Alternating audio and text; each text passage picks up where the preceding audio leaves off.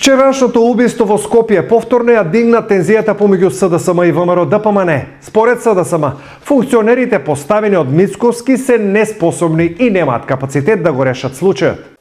Само пред неколку дена обезбедувањето на Мицковски тепаше полицаец пред познат скопски локал, попречувајќи полициска акција против дрога. Се уште нема одговори во јавноста која беше улогата на обезбедувањето на Мицковски во спречувањето на акцијата против дрога.